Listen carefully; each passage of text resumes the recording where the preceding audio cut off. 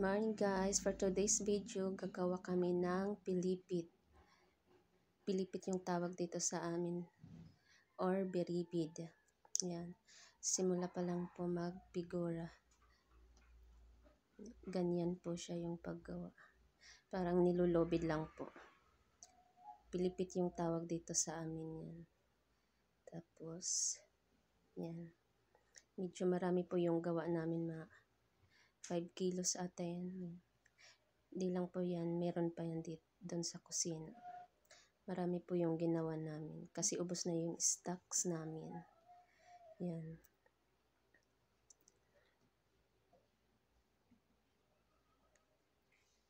So after that, iloloto po natin yan sa mantika. Bali prito po yan.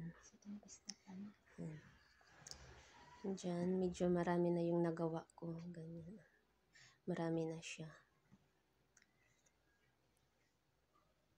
Madali lang naman po siyang gawin, ganyan. Paulit-ulit lang po yung niya. Pag-roll, tas ganyan na siya.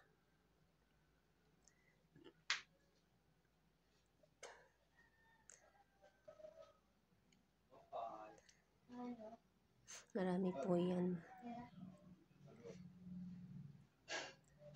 Mahabang proseso pa po yan bago maging pera. Ganyan.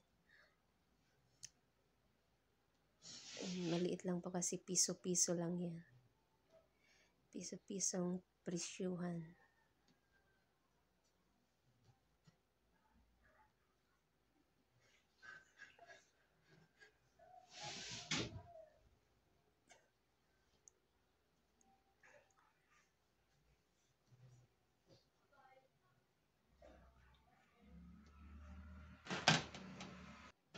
So, ayan guys, ilalagay na natin siya sa plancha.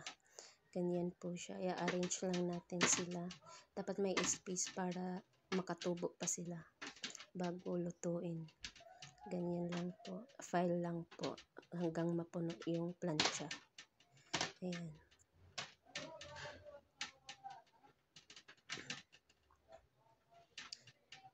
Ganyan lang dapat yung space niya para may siya.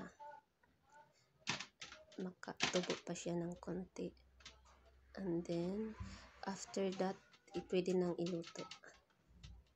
Ganyan lang po siya. Ulit-ulit lang po pag-file.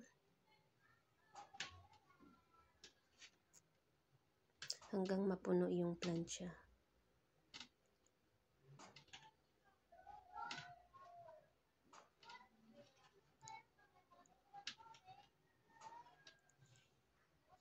Ayan, madali lang naman po siya. Paulit-ulit lang. Ganyan. O, ayan, puno na siya. Pwede na yung, pangalawang batch na po yan.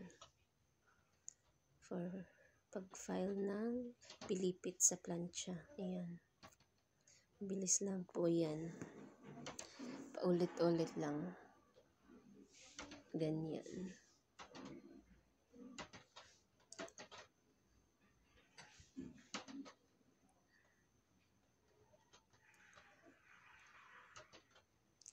Madali lang pong gawin niya.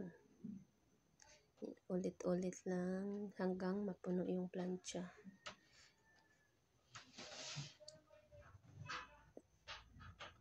Ayan na siya. Ganda siya tingnan, marami.